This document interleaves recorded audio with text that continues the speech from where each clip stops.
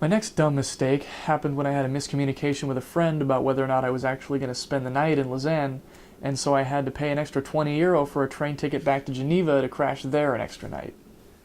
Frankfurt, Germany was the cheapest leg of my trip, mostly because it was Christmas and everything was closed.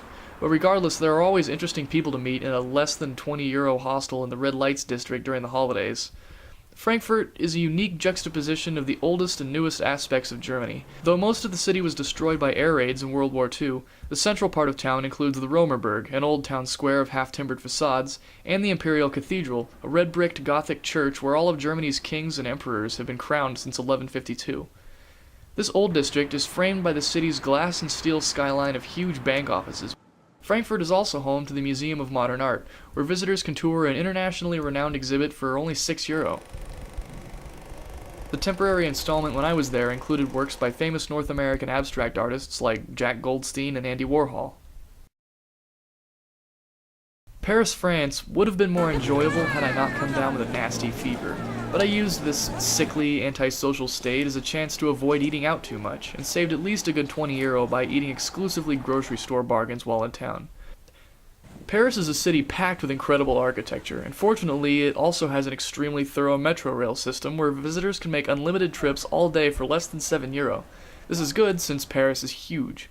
Paris is also an especially cool place to visit during the holidays, as the city's nighttime decorations give a whole new identity to the already surreal landmarks. Financially, Paris presented two problems for me. The first is that train commuters in France are required to make seat reservations to board trains, and the Eurail Pass doesn't cover this cost. The second problem arose when I forgot my passport and ATM card in the hostel security box and didn't realize it until I was already in Spain.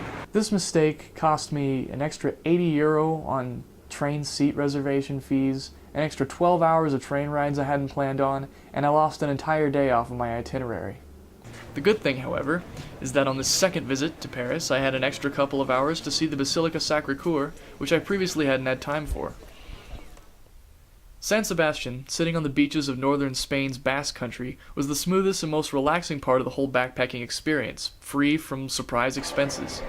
San Sebastian is also simply an amazingly peaceful, artistic city with a special cultural identity that's really very different from the rest of Spain. The last stop brought me back to Madrid, where I watched Avatar in Spanish for €10 and spent New Year's Eve eating grapes with several thousand strangers in the Plaza del Sol. Also, a drunk guy tried to pickpocket me. He didn't succeed. Tradition here is that every time the clock strikes, we have to eat a grape. So everyone in this entire massive crowd is about to eat 12 grapes in about 12 seconds. All right. Here in a few seconds, we and about 1 million other people are going to try to eat all these grapes.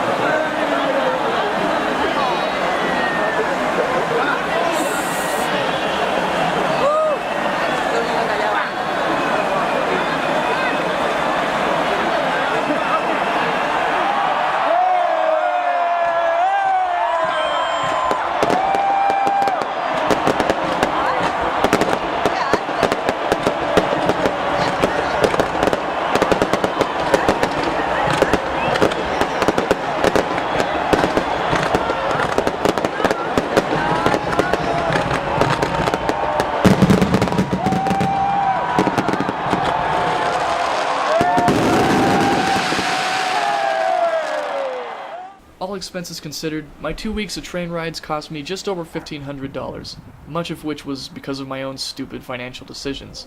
And now that I've finally made it back to Idaho alive, I can say it was worth it. After the trip was over, and before returning to the US, I spent a one-day layover hanging out with a couple of frozen Australians in Copenhagen, Denmark, which was kind of like the icing on my multi-layered culture cake. In the end, I learned that a trip like this, which had seemed so impossible to me before, really isn't impossible, and with better planning it could have been a lot cheaper.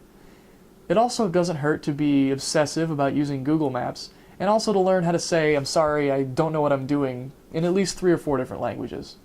For the Argonaut, I'm Kevin Otzenberger.